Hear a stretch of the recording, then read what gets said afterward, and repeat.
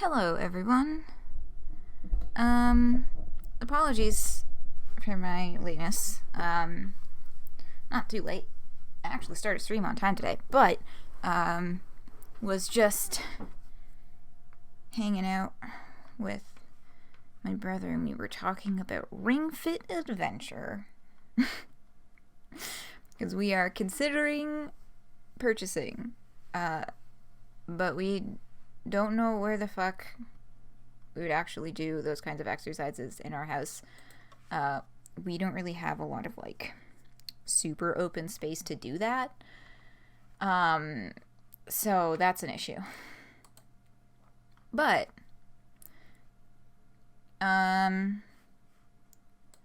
yeah, so that's where I'm at. That's been my day. Let me see. Trying to find this one. There. I'll link you to the video that I showed him, that I watched a while ago, about Ring Fit. Just because it's a good video. Doesn't really have anything to do with what we're doing today. But it's a good video. It's a very informative video about Ring Fit Adventure if you're even just wondering what the fuck it's about.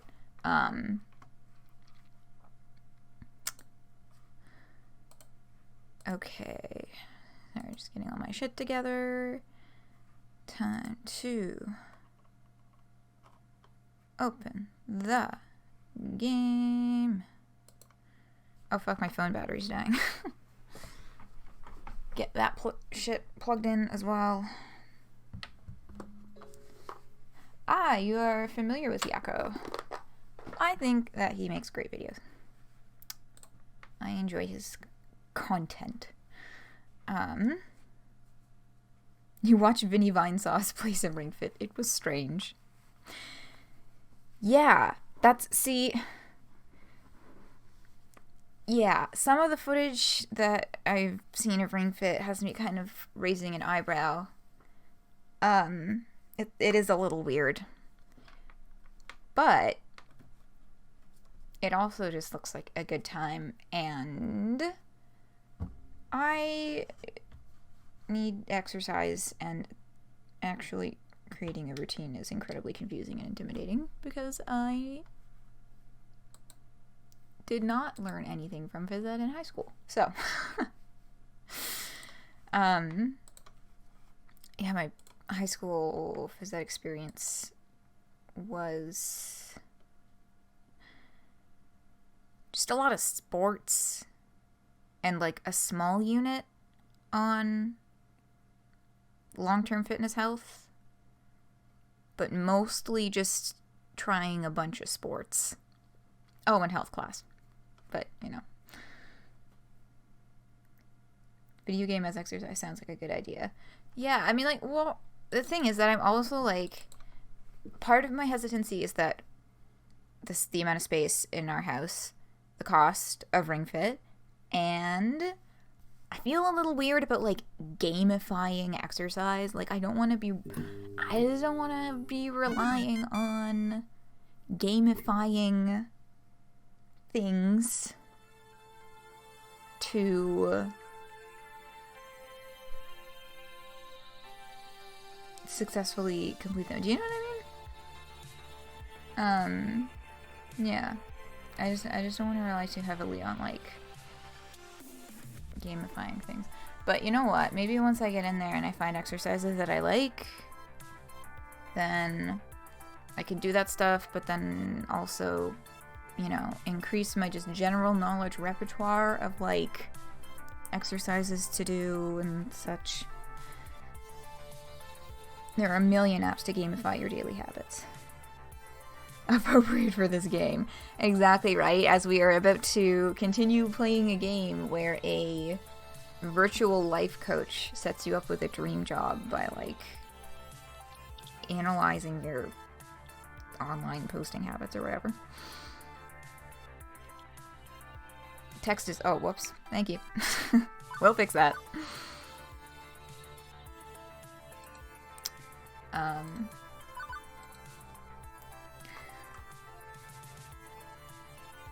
Yeah. Like, so that's, you know, I'm trying to be careful not to be too reliant on, like, number go up. You know what I mean? But... You know what? At this point, I just need to fucking move. Everything... I'm so sore everywhere all the time from lack of movement because of quarantine stuff and, like, working from home and not leaving my house. We'll see. I'll keep y'all updated on Ring Fit stuff if I do actually purchase the game. In the meantime, we are here for Arcade Spirits, a video game about video games. So we last left off. Right, it was not last week, but the week before. Which, again, thanks for your patience with my having to take, last Wednesday off, because of a funeral. I am back, and I know that I missed a few before then. I promise we're gonna get regular Wednesday streams now. We're gonna get back in routine. Including YouTube uploads. I would have had the second Arcade Spirits posted today, but my computer decided to not do what it was supposed to last night, and I left it uploading overnight, and then I got up and it was only 30% uploaded, and then I had to cancel it because I had to get on a fucking Zoom call, and you cannot Zoom call and upload at the same time. It doesn't work like that. So getting caught up on that, getting regular with this. Good shit. Good fucking shit. Okay. So, anyway, what started me on that? I was trying to remember what we did last stream, which was actually 2 weeks ago, which makes it a little bit harder to remember. But I know we went to lunch with Ashley. I know. Oh, and I remember discussions in chat of doing a little bit of min-maxing for this playthrough and kind of zeroing in on one character, which I believe would be Ashley.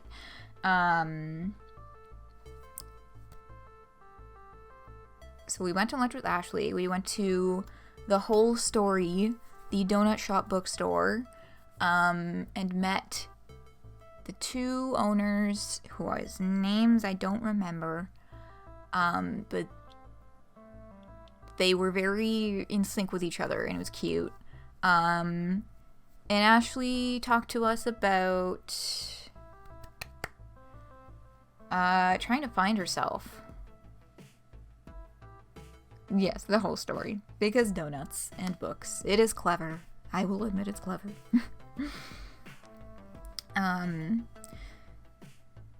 Trying to find herself and not, you know, kind of looking in the mirror, not really knowing who she is, and talking about cosplay as helping with that and being, you know, kind of a positive creative outlet,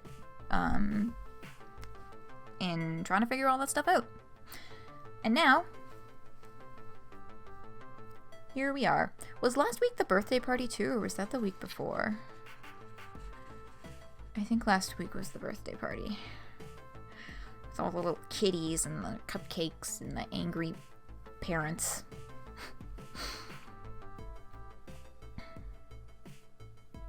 I think so. We saved the costume.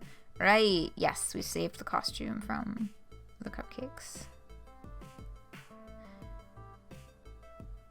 Okay. Yeah.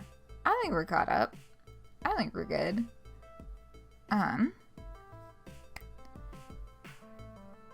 Let us continue. Time for the afternoon shift. That's usually when things heat up after the quiet mornings. More kids coming in after school and more pro gamers rolling in with crews. I'm headed back to my desk, ready to take care of what needs taking care of when I'm intercepted en route. Hello, you two. Roxy, Ashley, you're both back. Good. I was hoping to catch you before we left. Oh, what's up? Hamza's up. Okay. He is? Huh. Okay. Hamza. A new character? Ashley, I'll bring the van around shortly. Roxy, you'll be flying solo today. Hang on. What's happening exactly? Who's Hamza?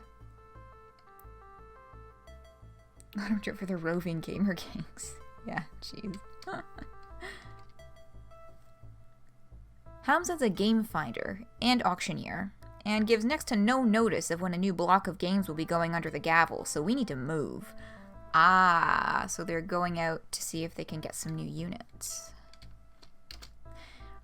Ashley, Naomi, Francine, and I will be going to his auction for the rest of the afternoon while you run the Funplex. That sounds terrifying. Although, nah, I did a lot of shifts. Most of my shifts were by myself, actually, when I was teaching at the kids' art studio. But that's also very different because, you know, we took some drop-ins, but mostly things were by appointment. There was an expectation of who was coming in and what you would be dealing with. This, I wonder how this was going to go wrong.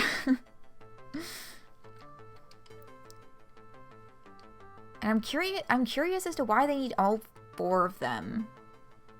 I mean, Francine, Gavin, and Naomi, I understand. Because, you know, Naomi is their tech person who fixes up the machines and knows how to identify the different parts and all that stuff. Gavin is the financial guy, and Francine, like, fucking owns the business and has, like, a vision for it. Ashley is a flamingo. Which I know is downplaying her role a bit. I know that she plays a very important part in the ecosystem of Funplex. I don't know. More manpower for moving things, I guess? Yeah, extra hands to move stuff. Yeah.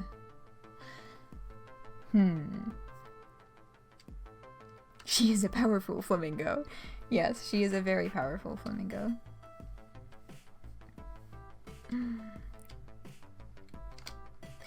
My first instinct is to nod and go along with it. Gavin's the law around these parts. But Ashley's words are still dangling away in my mind.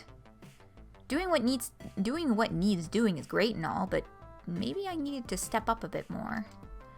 Plus, the idea of being trapped in here during our heaviest hours with no support was hardly appealing.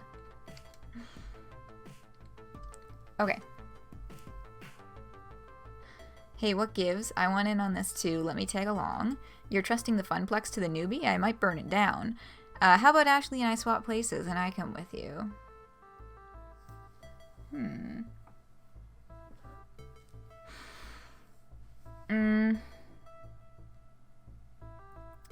These are all odd choices. The first one comes across as... I personally wouldn't word it quite like that. The center one, you know, joking around. I don't know if Gavin would appreciate that. And then, I mean, you know, the basic one is straightforward, but I'd rather be like, is there a possibility for me to participate? And then kind of let them sort out, you know, allow Ashley to, like, volunteer instead of being like, hey, I'm gonna throw you to the dogs because I want to go do this fun new thing.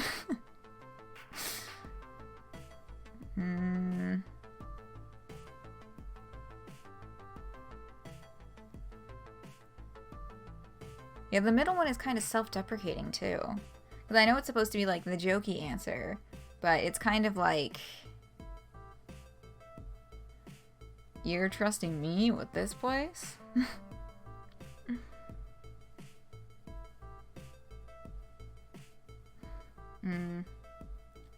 Oh, and I imagine that wouldn't instill much confidence in Roxy from Gavin. But I guess out of all of them, the bottom one is the one I'm leaning towards the most. I don't know. Any strong opinions? What do you think of Corinthia? Oh my god, I totally forgot to actually say hello. Specifically. Corinthia, hello. And hello anyone viewing anonymously. I kind of zoned on that today in my rush to get everything set up. That one cuts out Ashley. Yeah, I know. I have a feeling that's gonna happen anyway, though. Because, like, somebody needs to stay back and keep the doors open, right? It could be any one of the other three as well. I suppose. I guess, I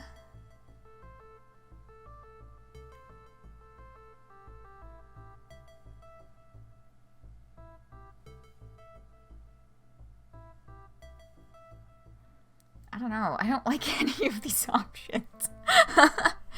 I am not a fan of any of these options. Yeah. Like the first one, kind of pushing in that direction, it completely ignores the fact that the business needs to stay open. Like, hello. Maybe 2? Yeah, I guess two's probably most ideal, you know. It's not a great joke, but it's something. And we gotta keep moving. You're trusting the Funplex to a newbie? I might burn it down. Me? Seriously? Did we learn nothing from the great kitchen fire incident of 20XX that Roxy exudes an aura of perpetual bad luck? That cruddy old microwave exploding had nothing to do with your pizza rolls. Pizza bagels. Yes, very important distinction. This is making me think of the fucking Brian David Gilbert's latest what the fuck do you call it? The Crash Bandicoot like microverse or whatever. With all the fucking pizza bagels. Blew up a microwave?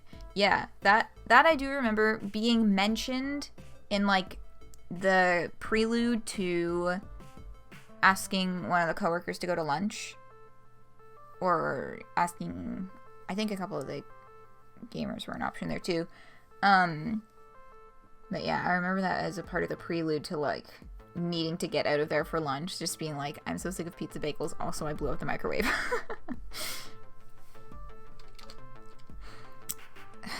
Whatever.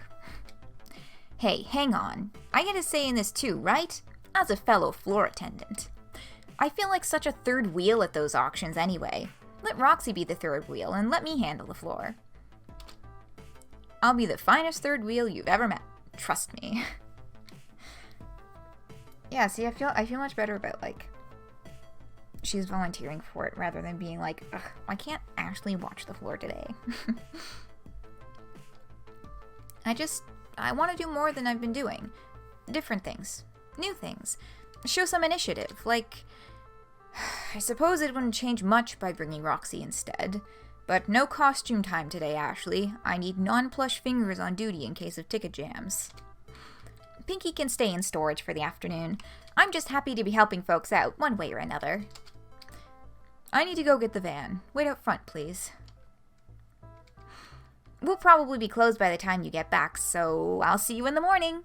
Floor attendant Ashley, away! And off she goes, and off we go. Hello, Francine and Naomi. Leaving me waiting outside with my two traveling companions. Not much time to chat, however, as Gavin pulls his van and a rental trailer around. Oh my, how exciting! I rarely go on adventures these days. It's just a quick trip, ma'am.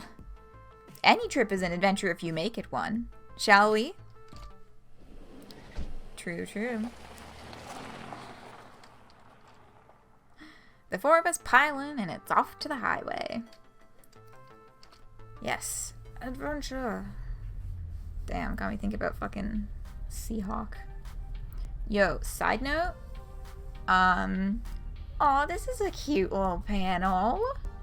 That wasn't the side note. That was a distraction. The side note is that I've been watching Capo and the Age of Wonder Beasts, and that is a fucking awesome show.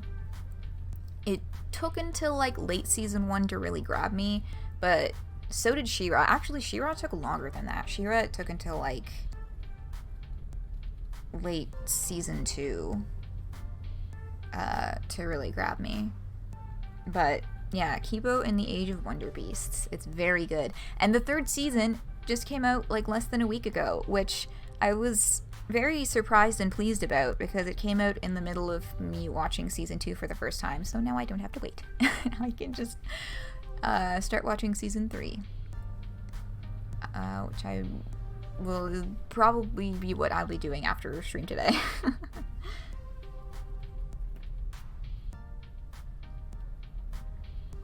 Need to finish it. Just season 3 came out of nowhere.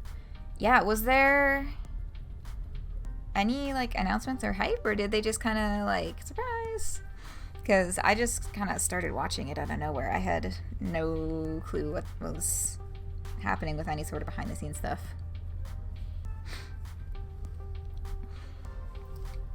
Gavin, consulting a driving map on his phone, leads us out of the city via a series of weird turns and back roads. Trust me, this will save time in the long run.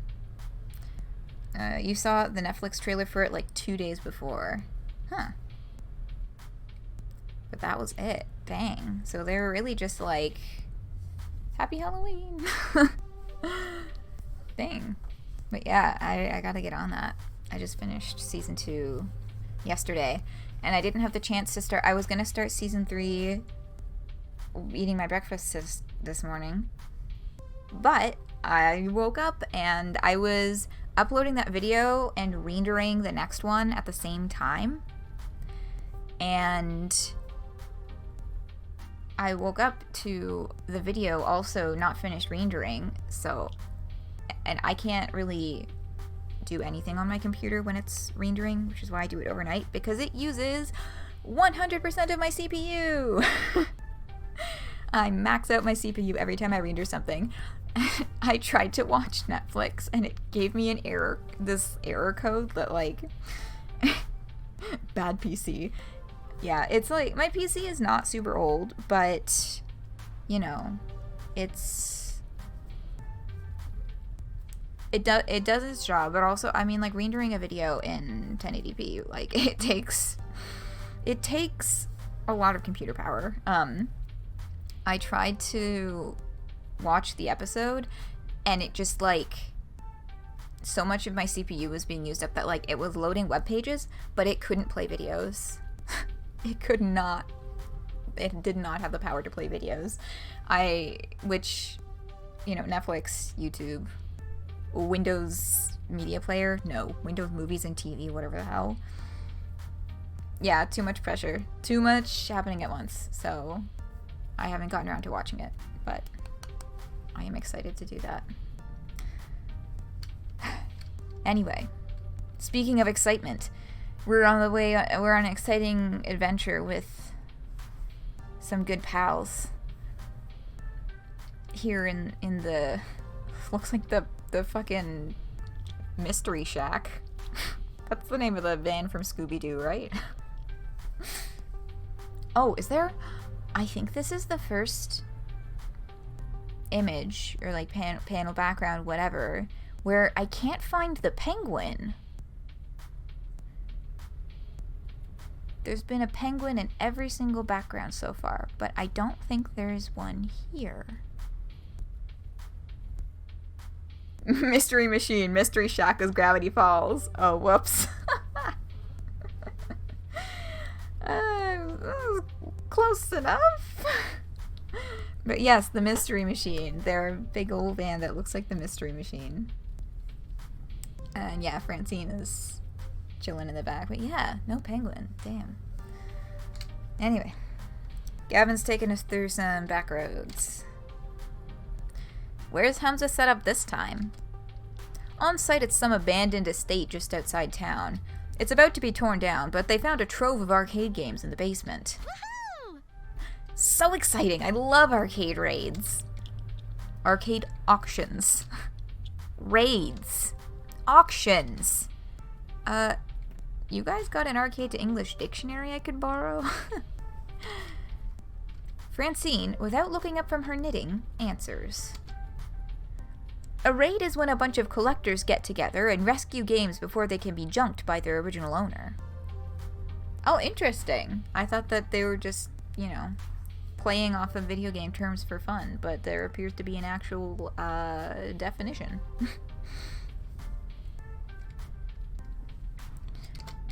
An auction is when someone sells off their arcade games one at a time to a crowd of active bidders. So, which is this, a raid or an auction? It's both, dearie. Hamza, that sweet boy, buys up private collections before they can be thrown away. He rescues them from that terrible fate and then auctions off his finds. Sort of. Sort of? What? Okay, now I'm fuzzy on the sort of part. I'm the newbie here, remember? Well, okay, so Hamza obviously auctions off games for cash money, but he's a very whimsical kind of guy. Once I saw him trade off a vintage burger time in exchange for someone's super secret chili recipe passed down through generations of family. In other words, he's just on the edge of being a loon.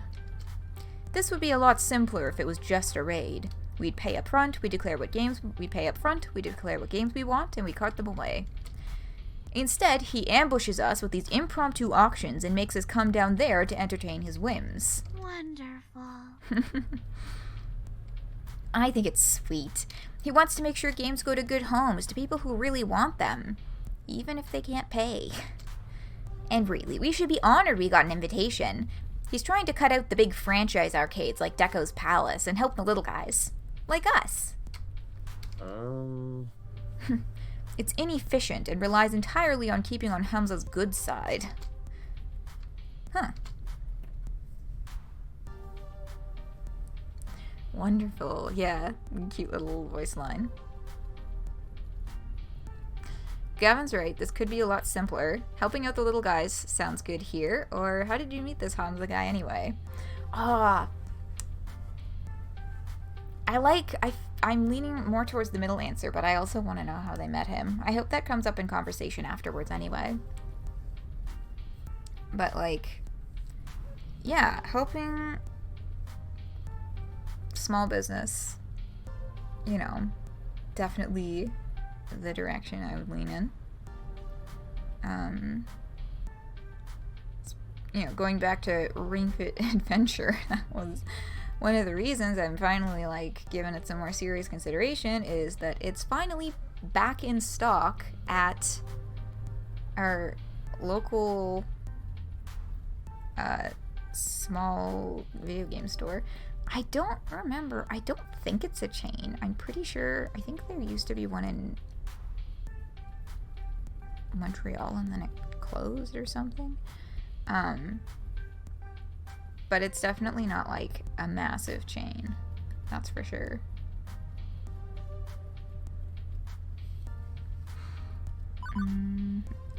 Helping out the little guys sounds good here. I'm guessing Hamza's the sort of person who would let a kid have the game of his dreams for free. He doesn't care about money, he cares about people. Am I right? Correctamundo. Hamza's a great guy. Is he hard to predict? Sure, but he's got a big heart, and that means something in this business. Not enough big hearts left some days. Yes, because that's how you pay the bills and keep the doors open, by having a big heart. I won't deny we can sometimes squeak out a trade that's practically a steal thanks to his personal modus operandi, but let's not push too far here. We need to temper our expectations a little, I suspect. I think not. We don't have room to add many more games, especially relics like Hamza usually deals in. What about the off-site storage unit? We could just rotate games in and out more often. Nearly full to bursting. and not cheap for us to rent on a monthly basis. I'm not saying we have to go home empty-handed. Certainly a few holes in our roster we can fill, should we find an excellent deal and beat the other bidders. But consider this, above anything else, a way to maintain relations with Hamza, even if we don't end up bidding. Aww. Now, Naomi. Gavin knows the numbers. I'm in favor of making our little funplex more and more fun, but floor space is finite. How are the voice lines coming through? Are they still coming through kind of quiet? Because I tried to listen back on some of the footage, and they seemed, even with this setup, to be coming through a little quiet. I'm tempted to...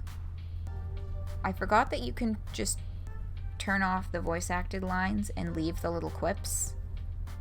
Because I think the little quips are great. I think they add nice flavor.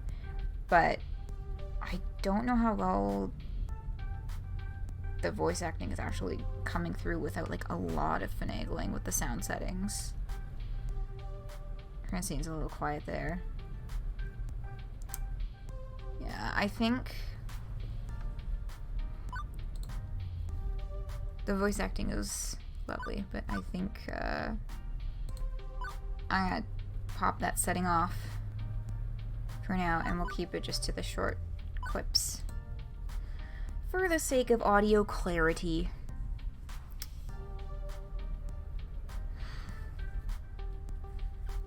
I'm gonna read that one again too. Now, Naomi. Gavin knows the numbers. I'm in favor of making our little funplex more and more fun, but floor space is finite. And Gavin, remember, if we find some darling little game Naomi would lavish adoration upon, we can always retire an older game. Life, my young friends, is a series of trade-offs. Well, isn't it better to, not just settle and compromise all the time? Well, now, there are trade-offs, and then there are trade-offs. It's silly to say you should never compromise, as silly as it is to say you should always compromise. It's what you compromise that defines who you are. My oh my. You're all so young yet. You have time to make mistakes and learning what trades you need to make. Unless you don't make rent on your apartment, or your stomach's growling. Iris and Juniper have pushed me to stop settling for less out of life, to stand up for myself and my happiness. And I've done just that without regret. So everything should be fine now, right? Right? New default topic of conversation, the weather. Right, oh my god, that's right, the last stream, the day started with Juniper confessing that there was a better paying job with benefits that she didn't tell Roxy about because she thought that he would be unhappy at that position. And now Roxy is living off of pizza bagels. Yeah. Well, at least it's a nice day for an outing, right? Oh, come on. You just had to say it. The pizza bagels were Iris's fault, kind of. R.I.P. weather, yeah. I mean, like, the pizza bagels were Iris's fault, but they are coming in handy since he is having trouble affording lunch. Double-edged sword. It's kind of, if I recall correctly, it was kind of unclear as to whether or not Iris like charged Roxy's account for the pizza bagels, or if they were just sent promotionally or something. Wonderful. Glad I packed plastic bags to wrap the cabinets in, just in case. That's our Gavin, always thinking ahead. Trying to protect your investments, huh?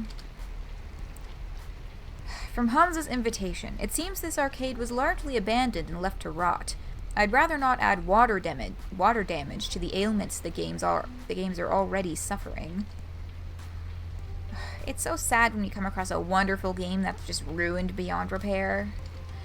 Most collectors show their collections a lot of love, but others just don't care. You'll find old games in barns, exposed to the elements and falling apart. I suppose this is one thing we can easily agree on. It's important to take care of your games. For their resale value, you mean? A broken game's no fun to play with, and it's a shame to see a classic in terrible condition. Consider pinball. Pinball games are very prone to breakdowns, particularly older ones. To experience them in their glory, you need to show them care. Even beyond a busted game earning no quarters, it feels like a waste to allow an enjoyable game to lie fallow. A waste of true potential. Huh. Good point. Yeah, Naomi seems to be having it out for Gavin this whole car ride, but like, he's not 100% heartless. Like,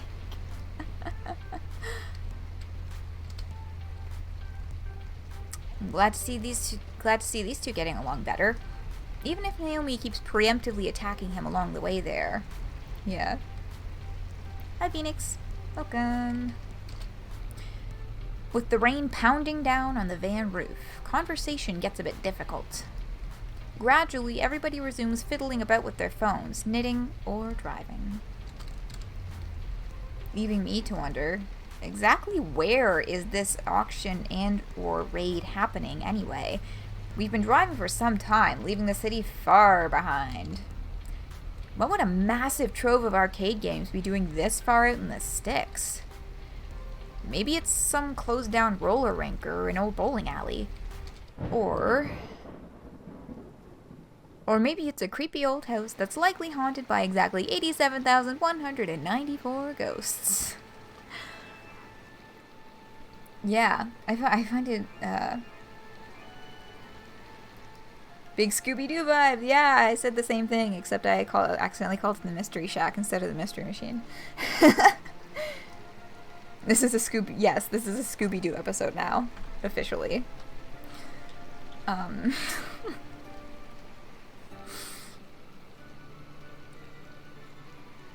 Yes, welcome to Arcade Spirits, Phoenix. Yeah, I find it interesting that they have Roxy commenting, or the player character commenting on, where could this possibly be? When they did literally say earlier in the conversation that this is exactly what it was. It was in the basement of some really old big house.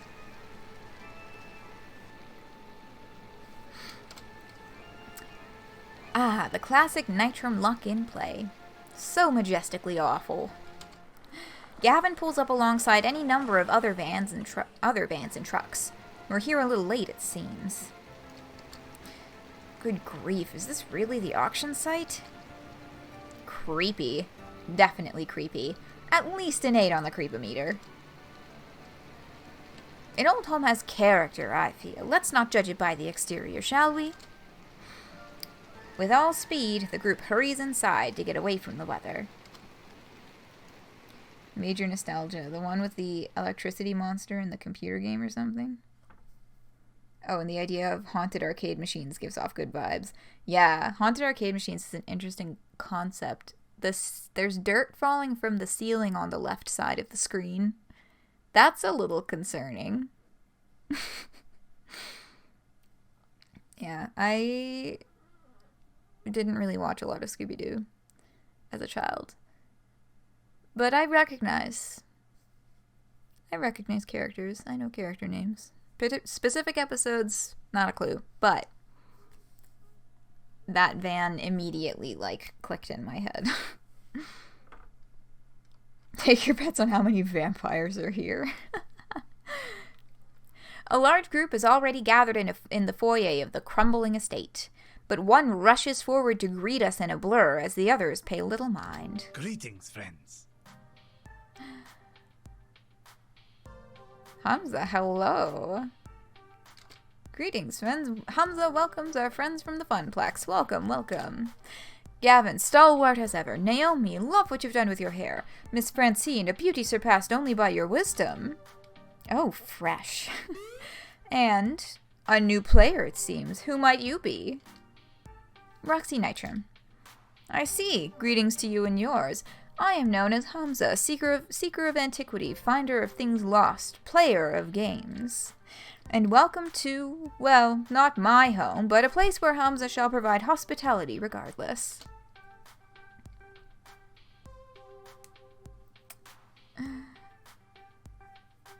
One. Your guess is one. Daphne and Velma are gay. Yeah.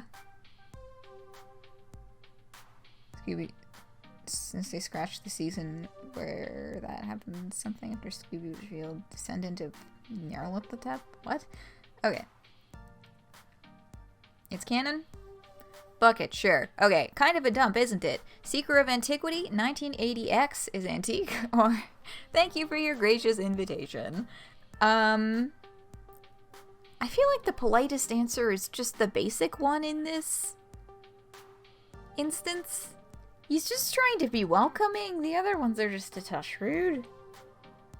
Yeah, exactly, Corencio.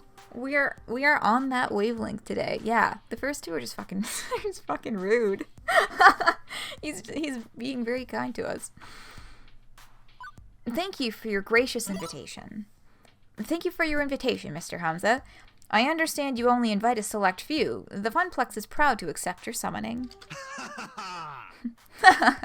Now you sound like me. Indeed, I am very careful who I allow to my events. These machines deserve owners who will respect and appreciate them. Hamza will accept nothing less. Alas, I have not a moment to enjoy your fine company, Roxy Nitram. Perhaps later, but for now, it is time. Clapping twice for attention, Hamza rallies the small crowd in the room to begin the proceedings. Friends, companions, longtime allies of the noble art of the arcade, welcome, welcome to Donnawood. Its story begins nearly 30 years ago when legendary pop musician Donna Michaels, singer of such hits as Thrilling and Mama Don't Mope, did a stately pleasure dome decree. Here, the reclusive idol crafted a private amusement park, a petting zoo, and an arcade. Damn. Alas, she could only enjoy this paradise for a short 10 years before her tragic death. Needless to say, the estate has fallen on hard times ever since. In this year, it shall be torn down to make way for condominiums. Ugh. But not before we have our say. Friends, those games that Donna Michaels cherished still lurk one floor below, ready to be rescued from such a terrible fate. It is our moral imperative to do so. That anime girl. Not surprising. I have paid the estate owners a princely sum for the entire lot. Now Hamza parcels them out to you. By all means, browse the collection, see which pieces sing out to you. Splendor. On the far table, you shall find refreshments, grapes, sparkling wine, and delicacies from my travels. Mingle, cavort, and we shall begin the auction in 1 hour's time. Interesting. Indeed, a lavishly arranged table that probably cost more than any single arcade game to put together is descended upon by invitees soon after. I feel like I'm attending some ancient Roman celebration of debauchery and gluttony, not an arcade raid. Or an arcade auction. Or whatever.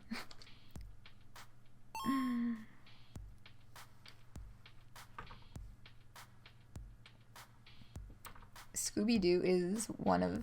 Oh, I see. Also, yes, you're vaguely aware there's an anime girl. There's an anime girl for literally fucking everything. Donna Michaels! I knew it! I should have recognized Donnawood when we pulled in, but it was raining too hard. Who?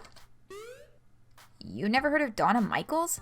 She was the hottest musical act of 1980X. Naomi, I was born in 1990s. I gotta... That sounds a little nicer than putting the X in there.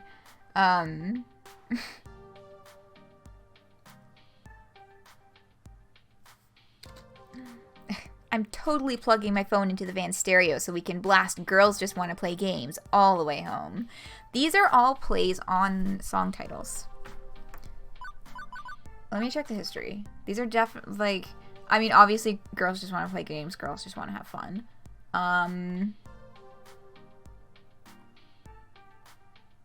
Where was it that he mentions? Ah, yes. Oh, right. Thrilling. I was like, is that supposed to be, like, Thriller? And Mama Don't Mope. Now, that one...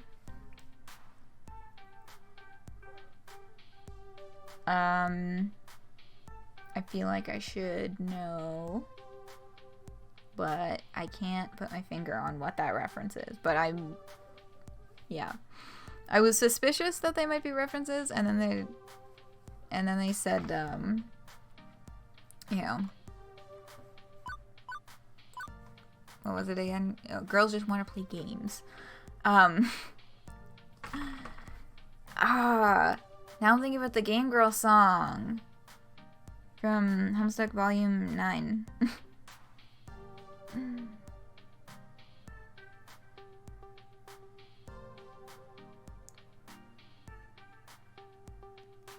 Oh yeah, the stuff about Velma. Oh yeah, absolutely, fully gay. I don't need the creators to tell me that. I'm just declaring it right now. They scratched the Scooby-Doo sperm session.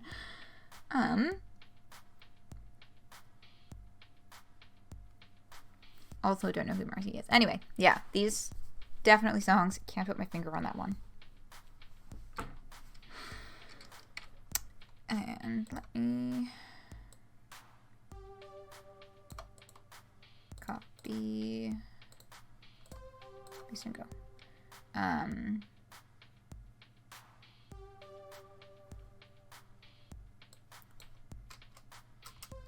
There we go. Copy of the link without the Google AMP into the browser, into the thing it goes. Yes, yes.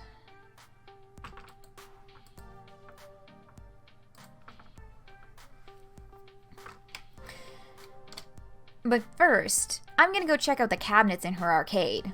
I'm not really into mingling. Later. She dashes off with all speed, heading for the stairs leading below. I suppose I should go network a bit. Hum's events always draw an interesting crowd of rival arcade owners.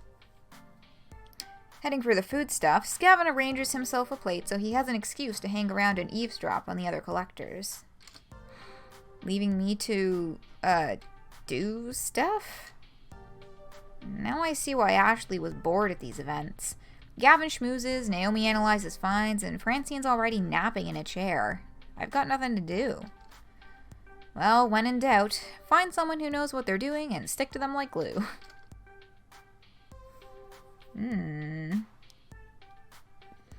Okay. We can look at games with Naomi, or do some schmoozing with Gavin. And I'm gonna pop a little save point in here. And we're a few minutes early, but this is a, you know, a big directional decision. I think it's a decent place to take a little break. Also, I need to pee. So, we're gonna take 5 here. Where is it? There we go. Give it some thought with your brain head. Which direction y'all would like us to go. And I will be back. Hello. Just figured I'd let that song play out because it's a fucking bop.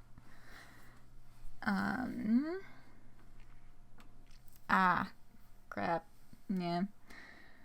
Well, I hope that you have a good sleep if you fall asleep. And a lovely week as well. Right now, let me get this off the screen. I'm just gonna put this back. Yeah, that works. Okay. So, yeah, temporal shenanigans. Amazing. Aradia? Hello, I love you.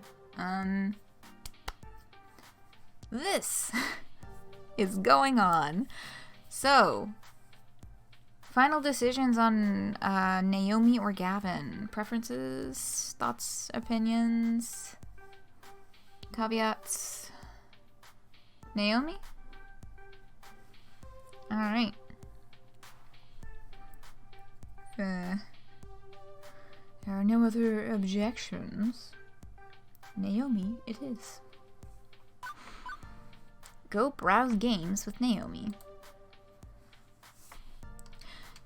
I'm really not interested in the arcade version of Game of Thrones going on up here. Gavin can handle these guys. Me, I want to see this legendary arcade Hamza was talking up.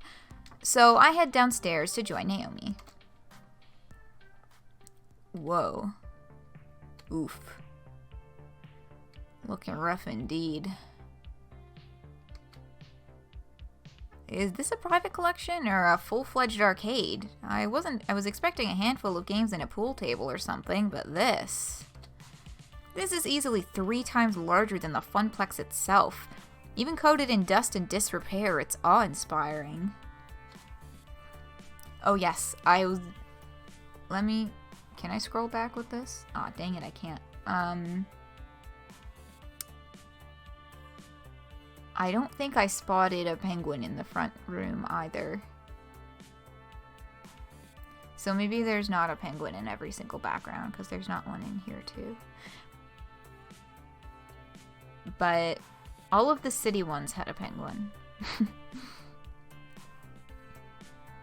Watch out for this cyber chase virus guy. Yeah, I have vague familiarity with that show. But yes. Careful, he is watching and waiting. And it's also hard to find anyone in this maze of tightly packed games. Invitees are browsing the available stock to decide what's worth bidding on and making it crowded as well. But eventually, I locate Naomi practically cuddling a narrow-looking TMNT machine. Teenage Mutant Ninja Turtles. Oh, Roxy, look! A 2-player variant of TMNT. These were only released in the Oceania region. Such a rare find. Wait, wasn't that game originally 4-player? Why would anybody want a version with only 2 joysticks? Well, because, I mean, it's rare. It's a find. And it's less fun. Not the point. This is like me trying to convince myself not to buy alternate colors of the Splatoon amiibos that I already own. Like but they're so uncommon and this is such a deal. But I already fucking own them in a different goddamn color. Stop it.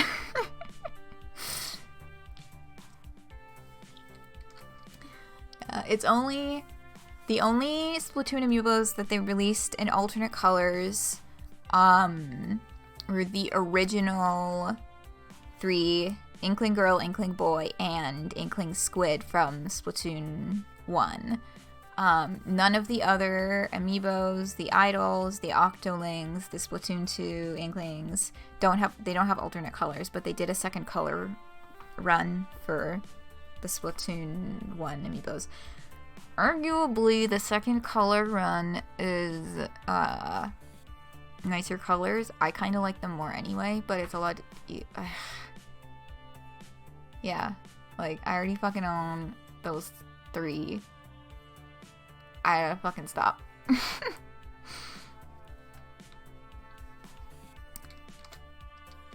Oh, did I read that line or did I just like totally zone on that?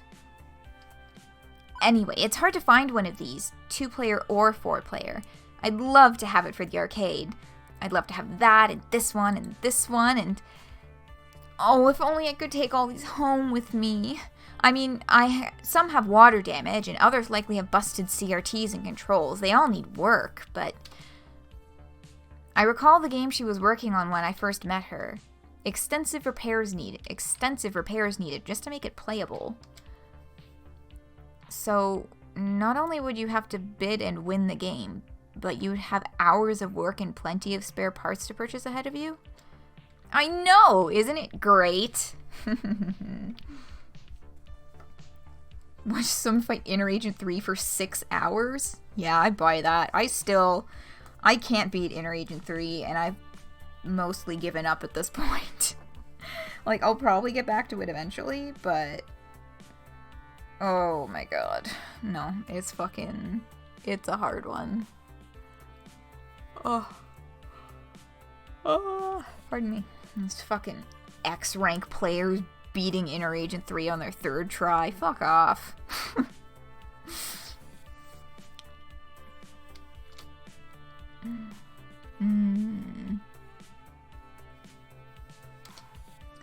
Okay, is there a nice way to say this? I know you love restoring these games, but do we actually have money for more new projects? Or how many restorations are in your backlog right now?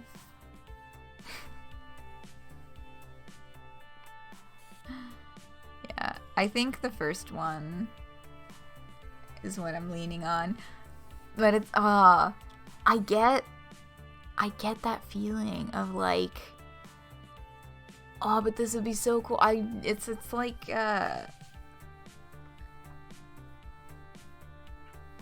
collecting things for future. I have a couple of times collected a few items being like, these would be so perfect for this one cosplay. Like, I'll just buy these because they'd be great for this cosplay, and then I'll have to put the rest of the cosplay together, and then it's like, well, do I actually want to cosplay this character, or am I just excited about finding a good deal? I do that with like used clothing too, where I'll be like, oh, but it's such a good deal, you know, it's like $4 from the thrift store, and if I buy this, I can, you know, if I alter it this way and add this here and move this here, then it would be so much cooler. There's so much potential here. And it's like, that's... but do I need it? The answer's always no.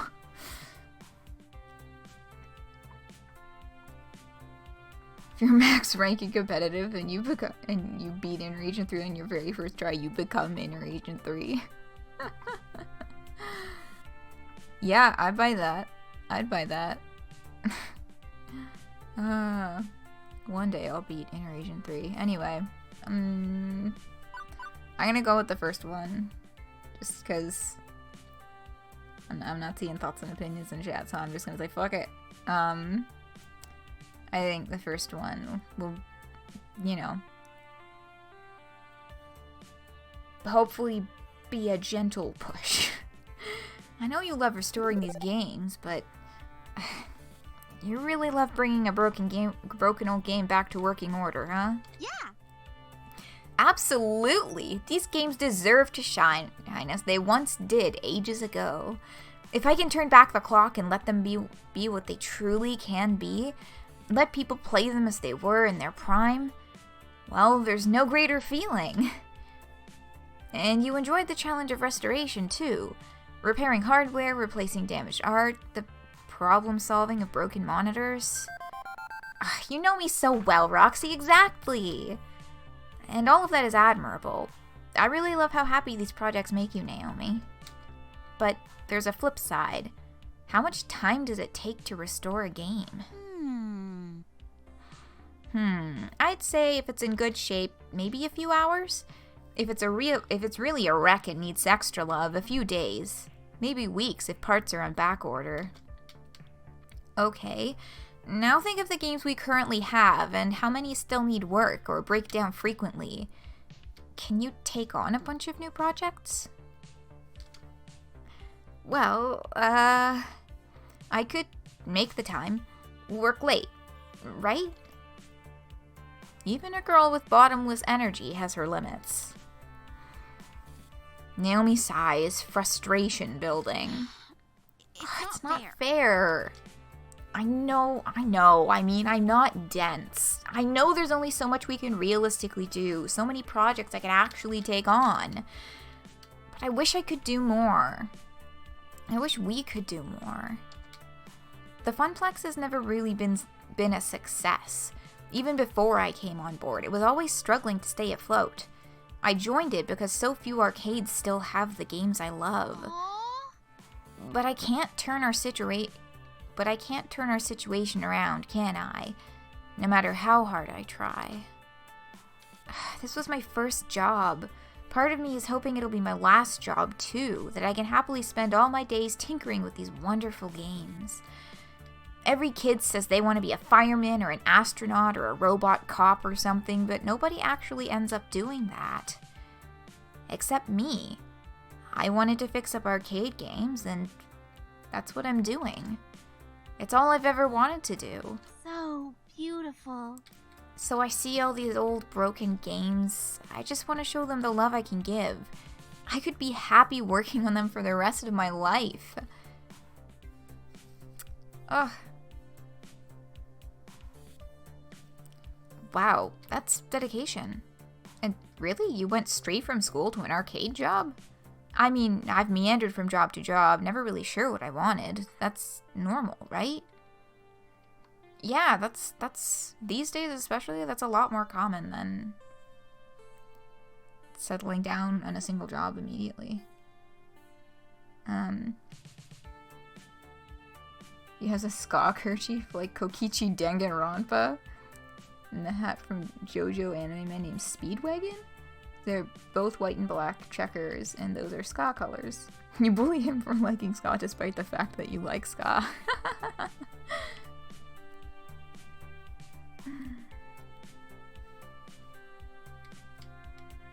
Yeah. Oh, definitely, I'm the oddball here. It's funny, I followed my heart and found just what I wanted, what I needed, and now...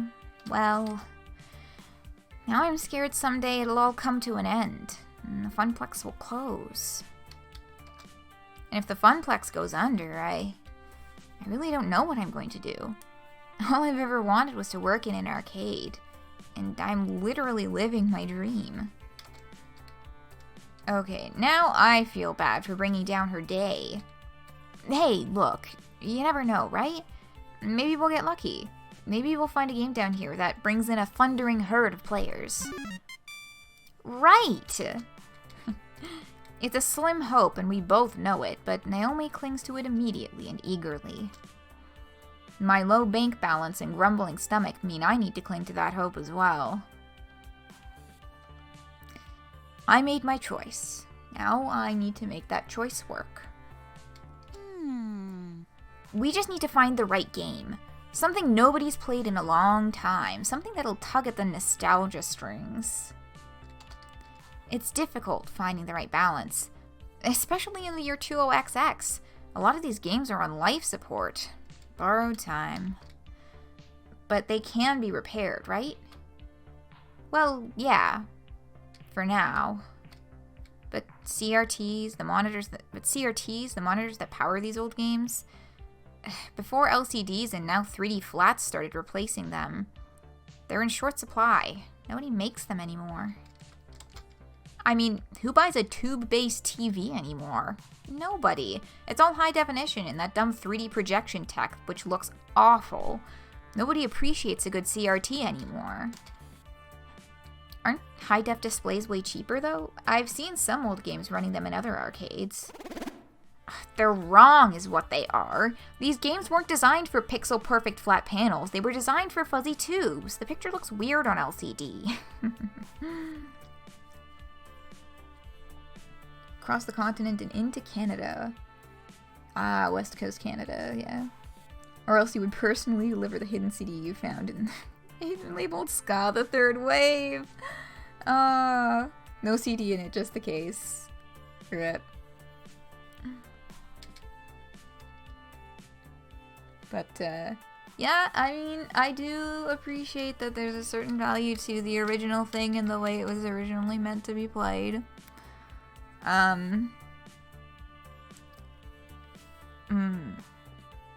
What's it called? We still have in my house, actually, our old tube TV set up with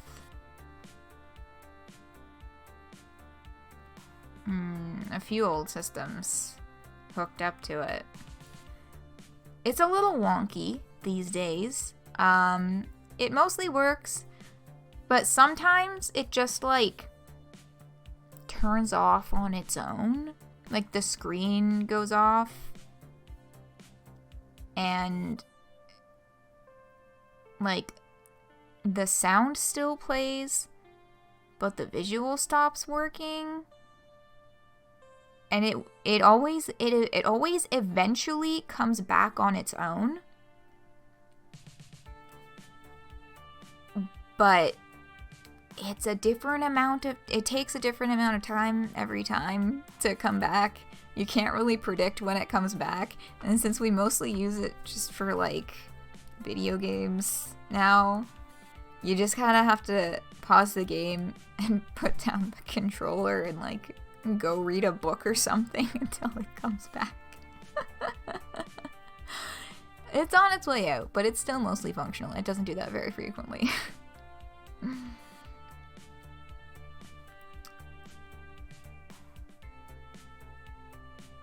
Pick a random joke song or DVD to put in. Largest arcade in the world is like an hour or two away from you. Oh, sick. Love CDs are what I have majority of my music on. Helps with car rides through data dead zones.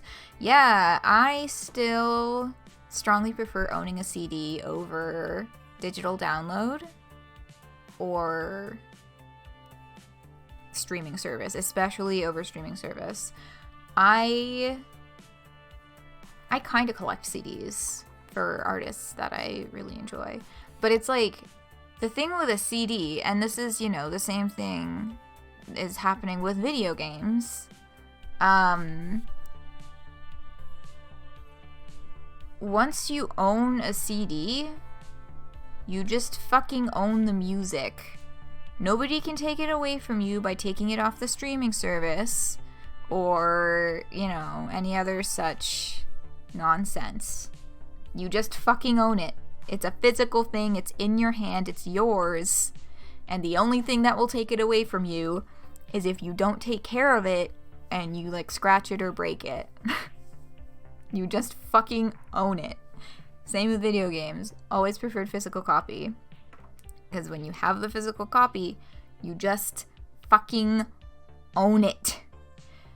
Although these days, with how reliant so many games are on downloading updates, and so many, I think we talked about this a few weeks ago or whatever, certain systems where you buy the game disc and the game isn't even on the disc, you still have to download the whole game on your system to play it. It was Xbox, I think we were talking about, but PS4 as well.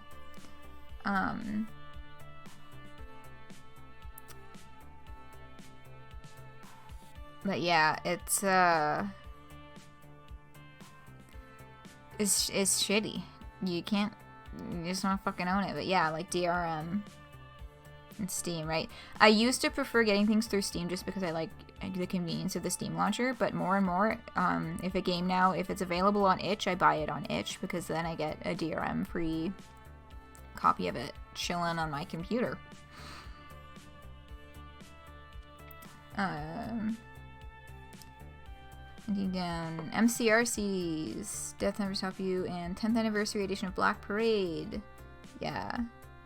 Hunt down the Japanese version of Danger Days. Ooh. Interesting. I hadn't thought about specifically hunting that down physically, but yeah.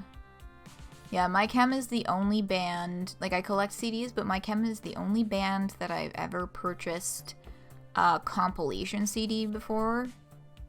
Or a compilation CD for before, because I love them so much. But, yeah, otherwise I usually just go for, like, the actual albums. But yeah, I think they're the only band that I have, like, pretty well a complete collection of physical copies of their music, except the Conventional Weapons vinyls. I was mad about it then, I'm mad about it now. They only released it on vinyl, they never released it on CD. What the fuck? I still think that's bullshit. Anyway.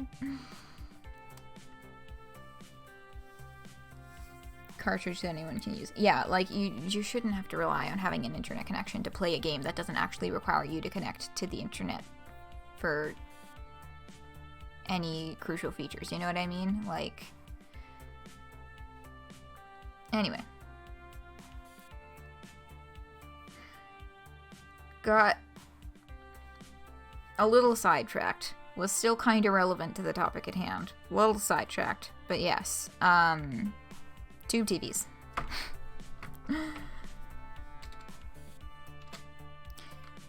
Even 2 weeks in, I'm still fuzzy myself on a lot of this stuff.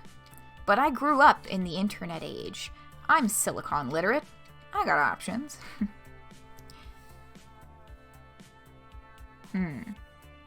Use LCDs, just bash people over the head to make their vision blurry. Okay, I think that was the joke option.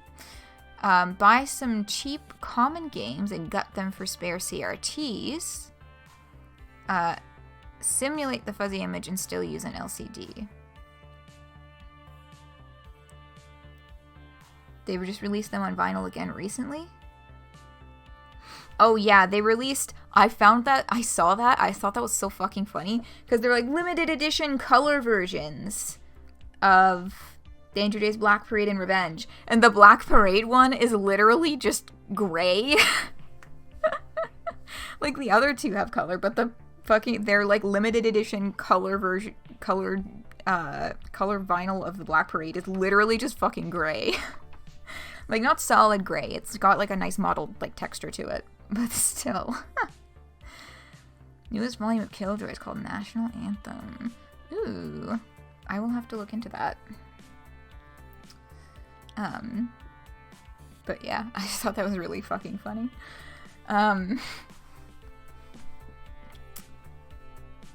Yes. Options. I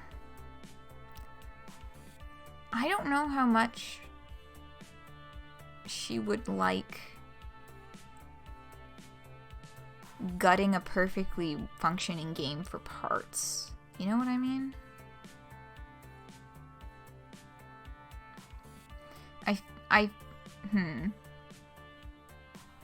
I'm trying to like get in her head and think of how she would feel about gutting a perfectly functional game for parts. I don't know how kindly she would take to that.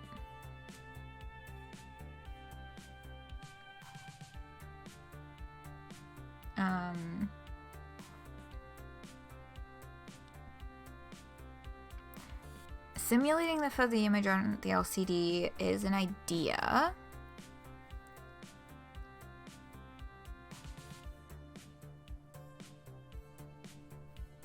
But I don't know. I kind of want to pick the middle option and just see how she feels about it.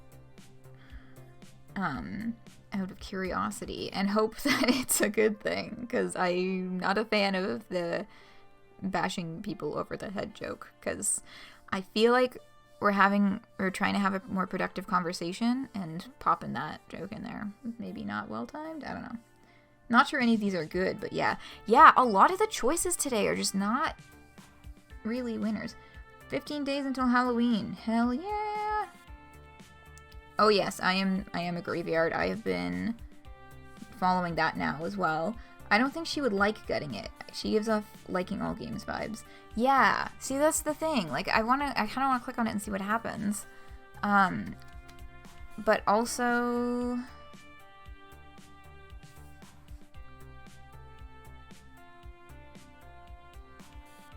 yeah, a lot of the choices today, there haven't really been any clear winners. As a wise man once said, fuck around and find out. Well, fuck around and find out we shall. Because just like, the basic option has, it won't affect the relationship at all in a positive or negative way. But these have the chance to move their points up and down, right? But yeah, I just want to see what her opinion is. Let's fuck around and find out indeed. How about we buy some cheap common games and gut them for spare CRTs? So, it's a problem with having spare parts on hand long term. Short of building our own factory for cranking out TV tubes, there's a temporary fix. We buy some cheap common games and use them as organ donors. Ugh. And ruin a classic? Cheap and common, Naomi. Not some rare find, but one that's still readily available. We can even keep the cabinet itself, so it can be restored later if need be. The point is, mixing and matching the guts will keep more fragile games afloat. Makes sense. Well, I mean, okay, yeah, that does make sense. And I bet I could sell Gavin on that idea too.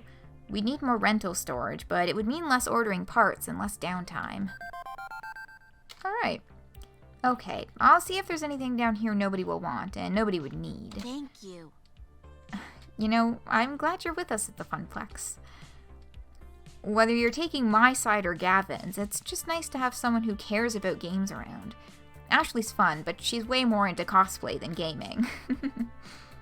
Yeah, that went, you know, much better than expected.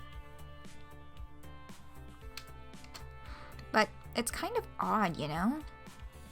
What? Feeling like I'm not alone. I know that sounds dramatic, but I'm so used to toiling away in my little workshop with Ashley and Gavin, not really caring about the things I love. They're kind enough to me, and friendly. Well, Ashley is. But ever since you showed up, I feel like there's someone with me. It's odd. I'm not complaining, though. I guess it just takes getting used to, after years of feeling perfectly content to be alone. Away from strangers. Crowds. I mean, it's not really my thing. I don't like to network like Gavin does, or socialize like Ashley does. And now I'm making things weird, so I'm gonna stop there. I love and appreciate you, Naomi. Besides, I'm just about done taking inventory down here. How about you and I... Oh god. Suddenly, shouting and stomping of feet from the floor above. Oh god. What the... Sounds like there's a fight or something going on up there. I think we'd better go see what's what. Quickly, we hurry upstairs.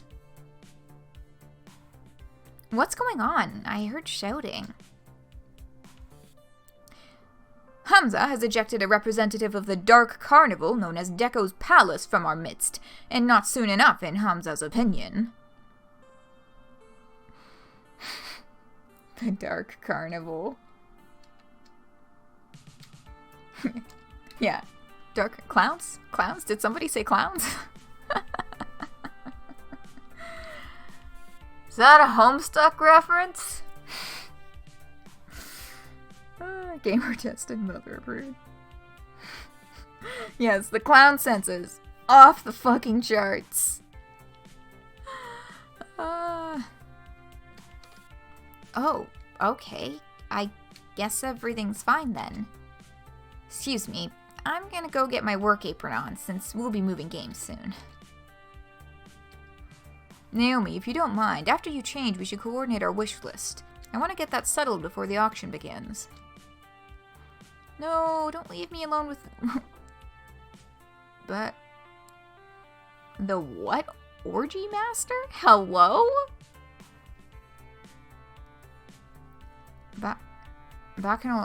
Bacchanalian. That is the closest pronunciation I can find for that. Oh, Bacchanalian. Oh yeah, my brain was putting like an extra N in there.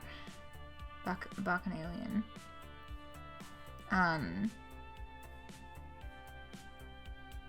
Oh, while playing the clown from Dead by Daylight, I missed that part. I knew the Jolo ICP part. I missed the Dead by Daylight playing. Oh my god. I was up late last night. 4:17 in the morning, my phone pings. Wayne Radio TV went live. Why am I... what do you call it? Why the fuck am I awake right now edition? But he was just like, well, I'm awake now.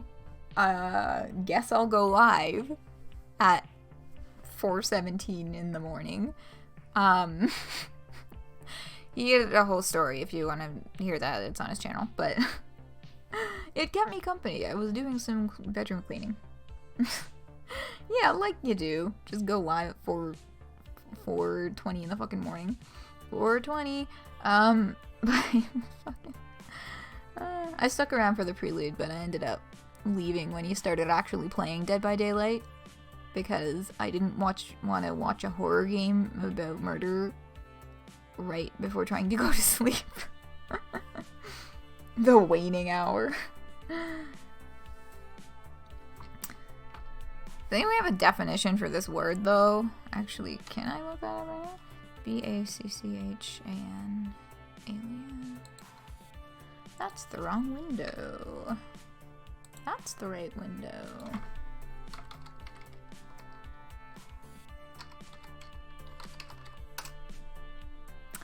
Characterized by or given to drunken revelry or riotously drunken. Riotously drunken? I don't get that vibe from Hamza. From Bacchanal, which comes from the Greek god Bacchus? Oh, because Bacchus is Dionysus.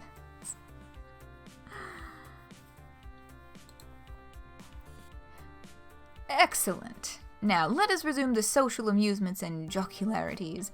Roxy Nitram, we will speak, yes?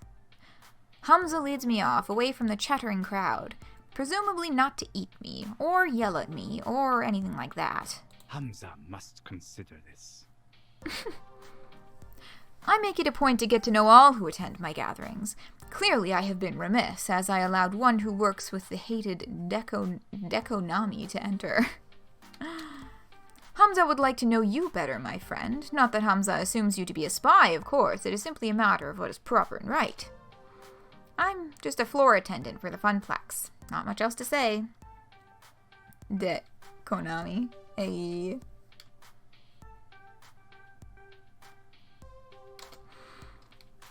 Come now, I'm sure there's more to you than that. Share with Hamza. Consider me an impartial third party. Surely there are matters that occupy your mind which would be inappropriate to air to your business partners.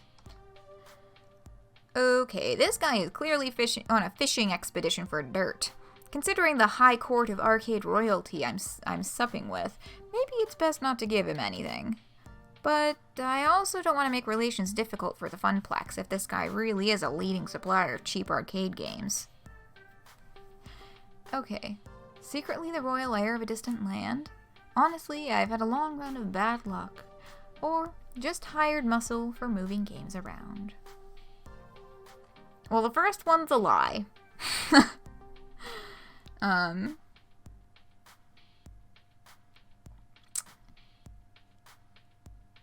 The other two are not lies. But it's a matter of,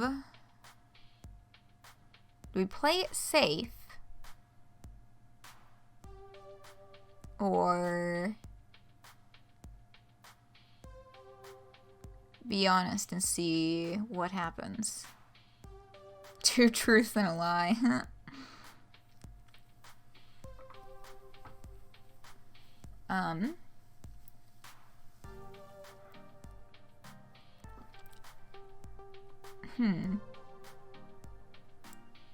Here's my prediction. I think if we pick the middle one, knowing that he is supposed to be whimsically sympathetic, if that makes sense, I think that he may be more sympathetic to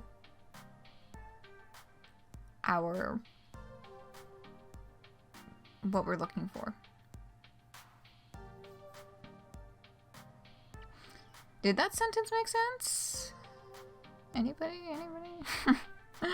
I think that made sense. I think he'll be, I think that he'll be more sympathetic to us if we say bad luck. But,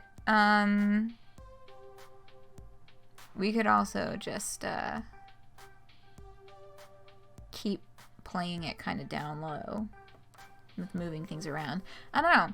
I feel like we had good luck with the first one. Maybe confessing to bad luck will bring more good luck with this interaction.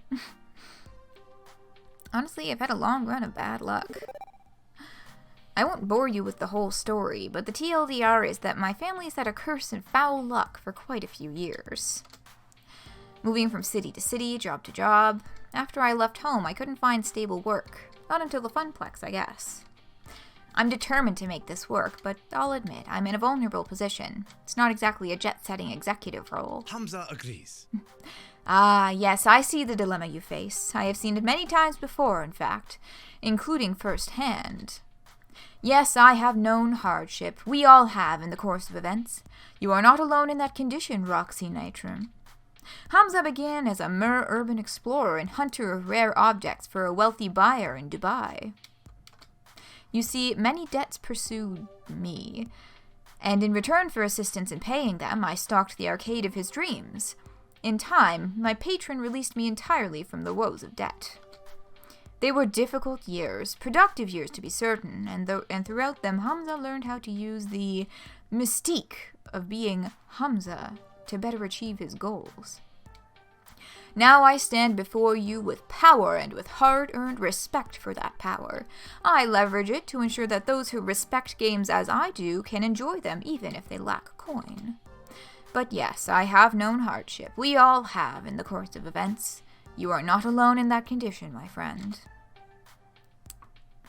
Okay, so how do I get out of that condition? Do I need to indebt myself to a wealthy prince or something too? No, you need the will to dream and the will to work. No risk, no reward. The will to make the trade-offs that will bring you closer to your ambitions. Francine was mentioning something about that earlier. Wisdom and beauty, that is Francine. I'm trying not to make trade-offs, though. Not to settle. My parents, they gave up on so much just to barely scrape by. Ah, that is the puzzle, is it not? What to trade? Allow me to regale you with a story. Hamza makes a sweeping gesture to the beautiful ruin of the Donnawood mansion, and to an oil painting hanging on the wall. At one time, Donna Michaels was a star on the rise. She had all she could ever desire and indulged in her desires all day long. But so indulgent was she that she failed to maintain the work that brought her there. After her second album didn't meet expectations, she lost interest.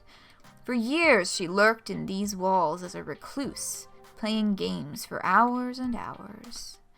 Rumor has it that she was found dead within her beloved arcade, hands still wrapped around a glowing joystick. She starved to death, lost in a game. I'd say that's ridiculous, but I've seen Percy play for hours and hours at a time. And now, her lost and aimless spirit haunts this very place. Adrift as a ghost in the machine. How is this story supposed to help?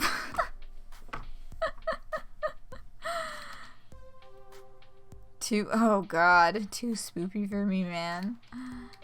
Too spooky indeed, and obviously a grim fairy tale rather than reality, but I feel there is an important truth buried in the myth. I ask you, was Donna's life spiritually satisfying? She didn't need to make any more albums. She wanted for nothing and had everything. You could even say she died doing what she loved, playing games. Okay, but she still died. No getting around that. Hamza agrees.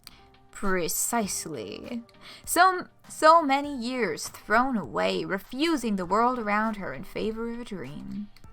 A dream is a lovely thing, Roxy Nitram, but you must balance a dream in one hand and the world in the other at all times. Naomi, she clings to her dream. Gavin, he clings to the world. Neither of them are truly happy as a result. And what of you, Roxy Nitram? Do you seek to be truly happy? Well, duh. What else was I going to answer except yes? But Hamza presses a finger to my lips to silence me. That like immediately set off alarm bells in my head just because of like quarantine stuff and mask stuff. I was like, you're putting your dirty fucking hand on another person's face.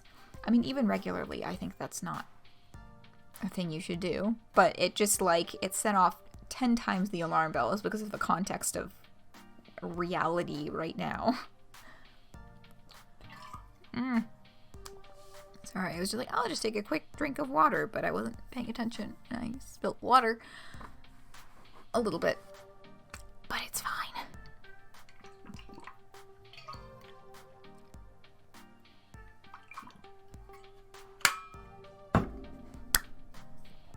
Okay. Hold that thought. The auction is about to begin. Hamza claps twice, calling the room to attention. Greetings, friends. Friends, let us proceed to the arcade below. We have many games to bid on, all of which must be out the door by morning. As always, I will accept alternate bids. But test not the patience of Hamza if your bid is not a serious offer. The hours grow short. Rev fear, yeah. Any titles which find no takers will go to my own collection, but my hope is to find a happy home for every machine, one which will love and respect these games. He motions for me in particular to follow as the group files downstairs.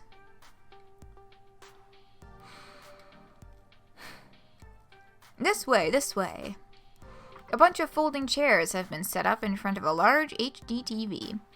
One of Hamza's assistants loads up a photo slideshow of the games on offer as the group settles in. Hey, shouldn't Francine be here for this? It's technically her money. She trusts the two of us to make the right decisions on purchasing games. Plus, I'd hate to interrupt her nap. Or her knitting. Or both. I swear she can knit in her sleep. Oh, I'm just too nervous. I think I'm going to go browse the games again, see if there are any I missed. It's so dark down here, I could swear I didn't see them all. And how about you, Roxy? Want to watch the auction with me, or go help Naomi search the arcade? I'm fine either way. Ultimately, you're only here to help us lug our purchases out the door, so do whatever you like. Thanks, I think.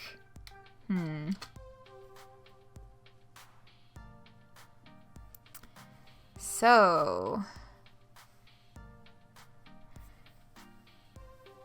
do we stick around with Gavin, because we haven't had much conversation with him, or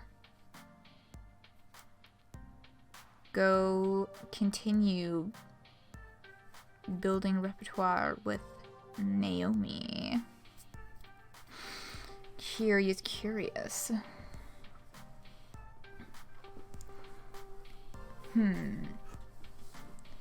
I'm kind of caught because I really enjoy the dialogue with Naomi, but we haven't had a lot of conversations with Gavin.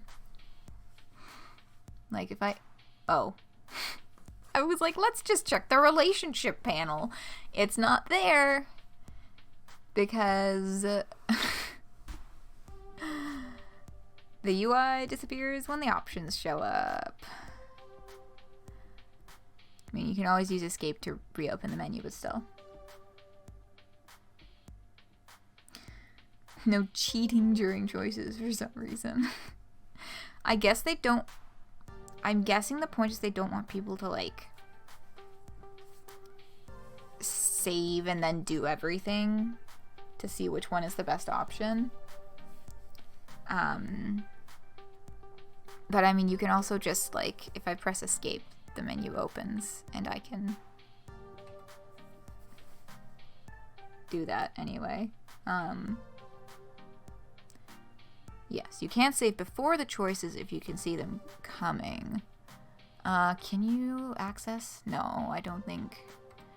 I just want to double check. You can't access the relationship panel from in here. Because I was just curious as to what that looked like because we haven't peeped in there for a while. Because I know that we probably got the most points with Ashley so far. But I'm guessing Naomi's in second. I think Gavin's probably further behind, just because we really haven't had a lot of opportunities to talk with him. Kind of want to see what Gavin's up to? Alright. Let's do it. Because, yeah, we haven't had a lot of opportunities, really, to get to know Gavin as much. Gavin, I'll help if you let me wave the paddle around. Auctioneering sounds fun. Do I get to wave our bidding paddle around? Hamza's auctions are usually a shout-out-loud affair rather than discreetly signaling, but I admired your enthusiasm. I settle in next to Gavin on one of the rickety old folding chairs. Not quite as posh as the banquet spread above, but hey, it's business time, not indulgence time. Naomi sent me a list of games she wants me to bid on. We argued it a bit, and I managed to bring her down to 3 must-haves, and the rest would-be-nices. Needless to say, if the would-be-nices start bidding up, I won't be bothering. Do we have the storage space for the would-be-nices? Perhaps. Well, technically yes. What about the cash? Like I said, only if they don't get driven through the roof. Then maybe keep an open mind, right? Don't forget to see the forest for the trees while looking at the bigger picture, or something. Right. As Francine says, I know, but there are certain hard realities at play. It has begun. I half expect a mid-90s techno to start blasting as his slideshow begins, but nope, just pretty photos of old games. Yeah, like we're on a fucking game show. Behold. Look at these beautiful games. They could be yours, all yours. But before we dive right in, I'd like a moment of recognition for Donna Michaels, whose spirit inhabits these halls. We who are about to rescue her games do so out of respect for her and her passions. May her soul be at peace with her beloved arcade in good hands. I thought he didn't believe in that tall tale. Or is he just being theatrical because that is the way of Hamza? Now then, shall we commence the auction, friends? I settle in and wait for Gavin to take an interest in the games on bid. Our next item up for bid. Oh, hey, I recognize this. It's a joust, just like the one I moved out to the floor 2 weeks ago. Gavin frowns at his tablet, confused. Why is this on Naomi's must-have list? We already own one of these. The bidding opens at a pittance, a mere $50. Gavin shakes his head, ready to let it slide by. 2 units side by side would make a good tournament. She might want it for replacement parts. Skipping this one lets us be riskier later, right? Ooh. I mean, we had that conversation about the replacement parts. Right? So that would be a realistic continuation from earlier. And I think that would appeal more to Gavin in general than a fun tournament. I feel like that would be more like a fun side effect for him. I know. Oh no, money choices. Ah! No!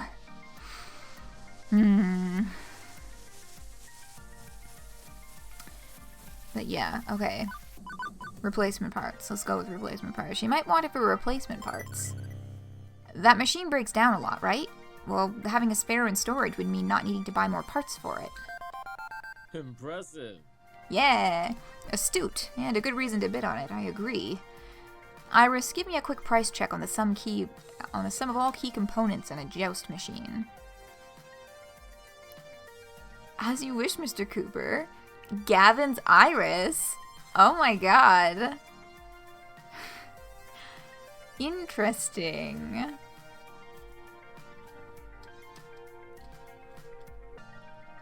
She's got some sleek accessories going on. Our Iris, I guess, fits our personality a little better. Wait, you have an Iris too? I suppose. I can't say I like it, but yes, a premium Iris account. You have the free version, correct? I doubt it would be capable of a complex query such as this. Done. Individual components compounded together compiled to $400. Gavin gets to his feet. 300, please. Such fire. Oh, at last, Gavin Cooper shows his fire. Will anyone step? $1,000 to complete my Midway collection. Damn. Well, crap. Hamza must A consider curious this. leap. Gavin, tell me, why do you seek this game? Naomi's pride and joy is a fully restored joust, but it breaks down frequently. I want to keep her dream alive by giving her an organ donor. Oh, you have put Hamza in a strange position, you have, between a collector craving her holy grail and a young girl's dreams. Sold. But Hamza must bow to the fiscal forces that keep his fantasies afloat. Sold for $1,000. Aww. Seems once he hears a bit he likes, it's all over. No going once, going twice. However, as Hamza is not without a heart, I have a mostly working copy of that game in my personal stock that I've been meaning to restore. Gavin Cooper, I grant it to you for free. Ooh. Oh god. Free? Such is the iron will of Hamza. This is the will of Hamza, question it not. The collector sits, grumbling. Thank you. Thank you, Hamza, you are most kind. I am most capricious, but thank you for the praise all the same. Onward! Damn. Our next item for auction is this rather unique piece. And, egads, that is one ugly football game. Definitely a clown. Capricorn. Yeah. Getting those, Hero of Rage vibes. It looks like the side art stickers weren't even put on straight. The white paint is totally uneven, and the white paint is totally uneven, the marquee's been broken, the monitor has a big ol' as-is note. The joysticks are 4 different clashing colors, and do I hear $50? $40? Wait. I nudge Gavin, whispering. Put a bid on it. Pardon? Why? It's positively grotesque. I recognize the shape and the joystick colors. That's not really a football game, it's a TMNT. Hey.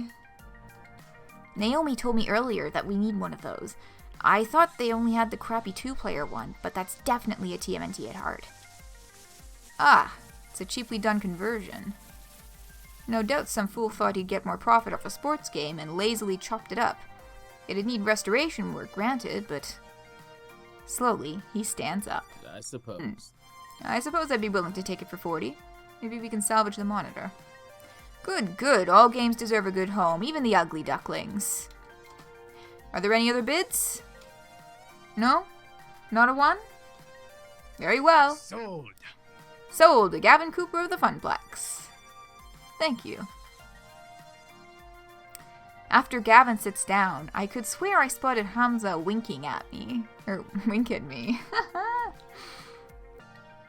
Does he know we just conned him? And is he okay with that? Impressive.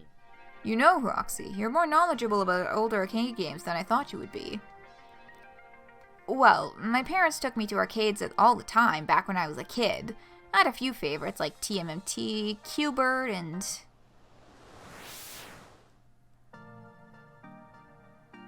And those were good times. Better times. Yeah, or was he in on the con? He was just like, who? He probably, yeah, the impression is that he knew. And he was like, who's gonna get lucky today? Very well. Well, I suppose you can relive those good times a little once Naomi restores that game. During your breaks and after work, please. Yes, sir. I realize my demeanor is one of seriousness, but it's not like I'm anti-fun. I enjoy a pinball game or two, for that matter. I thought that was more for the challenge, though. Order to chaos, developing mastery over the game, and so on. Which is fun for me. Fun is a highly variable concept from person to person. For example, undoubtedly Naomi is going to have considerable fun restoring that TMNT back to its former glory, precisely because it's so mutilated. The Funplex provides fun in any form the visitor requires. That's my endgame and the goal I reach for. The tricky part, I found, is balancing conflicting fun, and sharing as many dreams as realized as possible, despite reality being rather harsh about it all. We'll need to watch our budget today if we're going to optimize that fun. Do you understand? I guess being optimal is fun for you. I suppose it is, at that. Revel in the splendor. Next, a rare find indeed, what would surely be the jewel of any collector's treasure trove, provided they are discerning collectors who appreciate such splendors. And the next game is a black and white driving game from the 1970s. I give you Death Race, inspired by the movie of the same name and decorated with skulls. It sparked controversy nationwide. Seriously? That relic is seriously on Naomi's must-haves list? Absolutely not. Not only is it an ancient artifact of a bygone era, I'd rather not have angry parents mad that little Timmy ran people over in a video game. Oh, revel in the splendor. Yes, it's quite the voice line. He keeps being like, this is on the must-haves list, but he said before that they talked about this list together, so I'm not sure why he's surprised. They're gremlins, not humans. Very, very blurry little white blobs of gremlins. Doesn't matter. It won't earn, and earning is critical to a small arcade such as ours.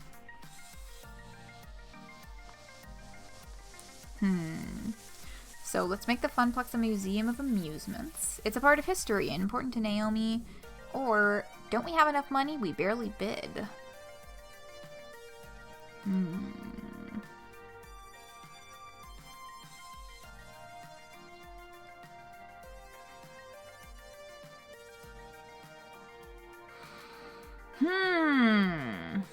Well, I don't think the middle one will really appeal to Gavin. Or the top one, actually. I don't feel like any of these will appeal to him. Where are they going with this? Because, like, Gavin's... Okay, here's my predictions. Here's my thoughts. Saying make the Funplex a museum of amusements, I think maybe he would see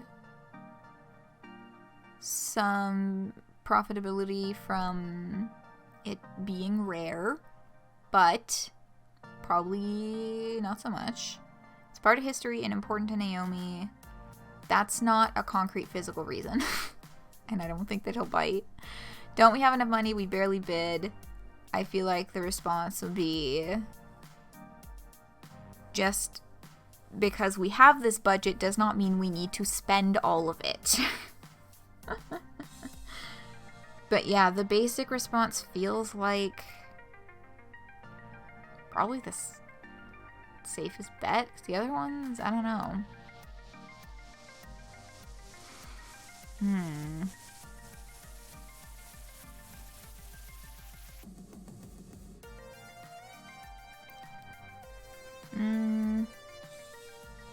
Middle one is probably the closest to, like, an honest answer, but don't we have enough money? We barely bid. Hang on, how large is our piggy bank right now? Considering we got a joust for free and got a TMNT for pennies on the dollar, I think we can afford this last must-have. Yes, I suppose that's sensible. Good thinking, Roxy. Conservative early bidding means we have enough to splurge on this. Okay, sweet. I doubt it'll perform very well in the arcade, honestly, but if it'll get Naomi off my back... Hamza, the Funplex bid is $250. Gadzooks! A fine like that can't go for a paltry $250. Bid $300. Oh, Pixel Palooza owner. $400. Consarn it, $500. 5. We have 5. Do we have any numbers above that? 6. Ooh, I didn't think you'd go all in. 6 of one, half a dozen of another. Tarnation. No one willing to match? Seems you've won yourself a piece of arcade history, Gavin Cooper. Sold. What intonation. Satisfied, Gavin sits back down and offers me a curt nod of thanks. And that's everything on her list. Well, the must-haves and a few of the would-be-nices. Now to sit and wait while Hamza grinds his way through the rest of the stock. We can't start moving games out until the auction is complete. Naomi's not replying to texts. Can you go find her? I'm sure she's around here somewhere. Let her know what we bought. Sure thing. Oh, I hope she's okay. I don't know. My spidey senses are like, oh, that's not a good sign. Leaving the excitable auction master and his compatriots behind, I start wandering through the maze-like arcade of Donna Wood's private collection. Naomi? Naomi, where the heck are you? Dark and quiet back here. Where can Naomi be? It's not like it's an infinite plane of games. There's only so many places she could hide.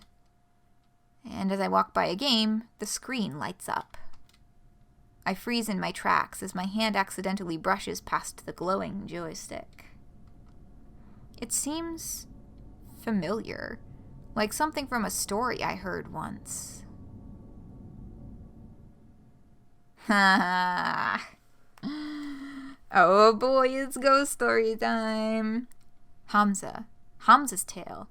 He said Donna Michael supposedly died while playing one of these games. A game with a glowing joystick. Polybius. I should walk away. I should go. I have official Funplex duties. I've been very good about not gaming when I should be working. But someone's already inserted a quarter. The game is ready to play. One game couldn't hurt, right? Just one game. I want to play the game. Oh, rip. Oh boy, here we go, I guess. This legendary vaporwave game. Oh god, okay, play the game. My hands wrap around the stick as my eyes drink in the colored lights swirling on the screen. Play the game. Play the game. Play the game forever. Polybius 1980s Sinislocan? Game start. This isn't real. It can't be real. I'm in there. That's me. It's just a game. Just a game I have to play forever. None of this is real. Level 1, the Harpy, round start.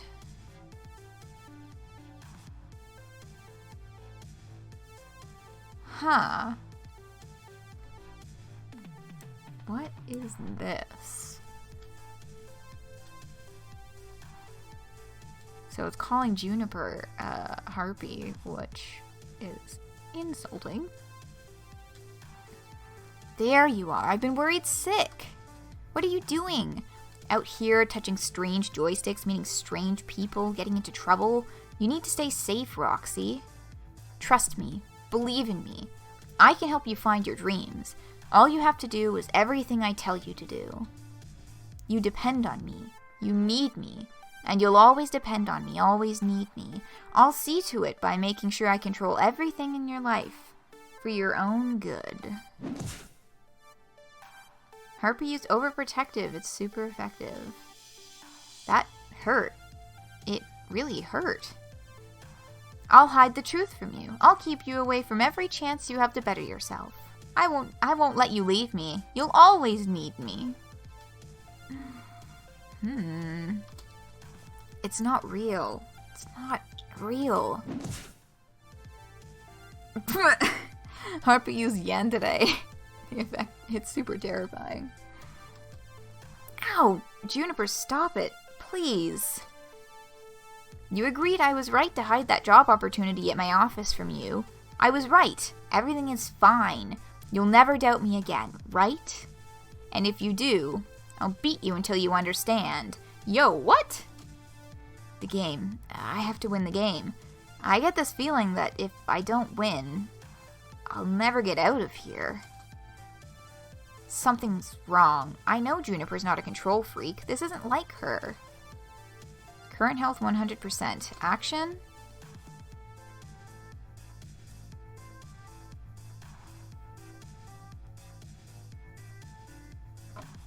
Yo, the fuck? Okay, so...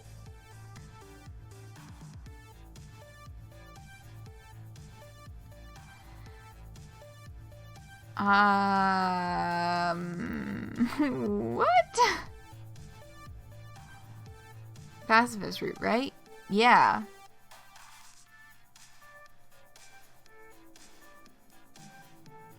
I mean... yeah, definitely not attack. I don't think we need to summon a cleric. Who's gonna come if we summon a cleric? Because that's probably... my guess is that summoning a cleric is going to be summoning another person in her life.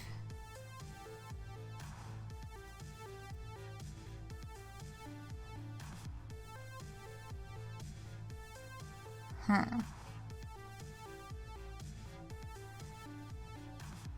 This section is turning out to be longer than I thought it would be. It's already one.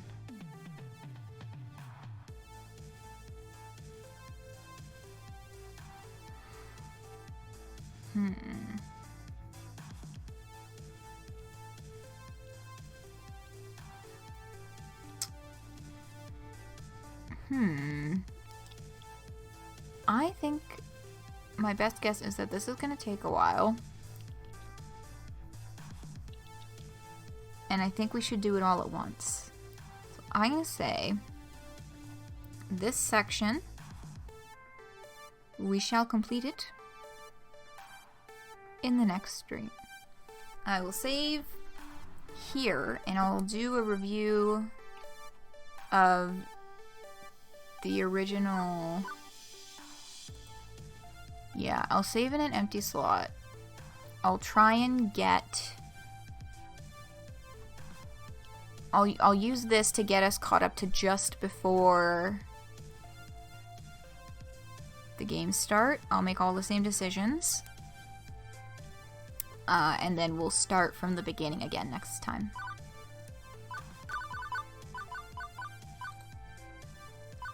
Yes. Okay.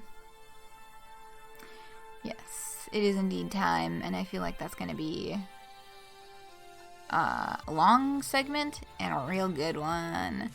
Yeah, Arcade Spirit, this game is turning out to be longer than I thought it was going to be. I didn't think that it would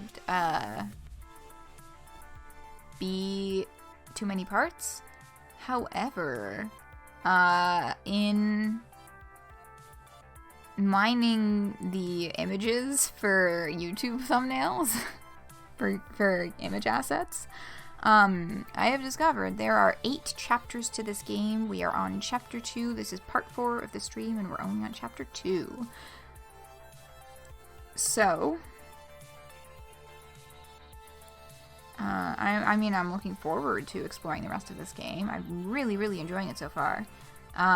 But, just so y'all are aware, it's a bit of a long haul. Longer than usual. Yeah, it is actually pretty long. I did not realize that. But also, I found myself in the opposite of more common prior predicament, which is I'm pretty sure I have bonus stream games lined up for like halfway into next year at this point. Oh my god. Because, there's this. We're Arcade Spirits. After that, I've got Sonic DX and Sonic Adventure 2, which I promised months ago that I would do. After these, we've got We Know the Devil and Heaven Will Be Mine. Noah and I would like to figure out how to do that, because that was one that was, you know, we were like, yeah, we're super gonna do that one together, and then quarantine happened, and we were like, well, how's that gonna work now that we are not gonna be able to sit at the same computer? But yeah, We Know the Devil and then Heaven Will Be Mine, made by the same creators. And now, the sequel to Extreme Meat Punks Forever is going to be released over the course of the last week of August, all 6 episodes. So that's like, including the one that I'm playing right now, that's 6 games. But we got strung together, so there were been a couple times where I was like, oh god, this is shorter than I thought. Oh no, I'm not sure what I'm doing next. I have the opposite of that problem now, where I'm like, oh, fuck. Oh, fuck. Everything's happening at once. It's a good problem to have, though. It is a good problem to have a lot of games lined up. Anyway, that's today. We will restart that wild segment next Wednesday. Lots to look forward to. Precisely. We got a lot of exciting things planned coming up. Unless there is a Homestuck Squared update tomorrow, it'll probably end up being a double Homestuck reread weekend.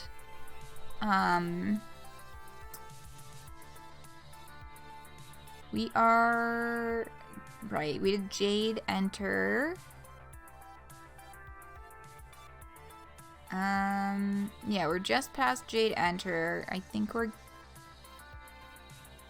getting closer to John God tiering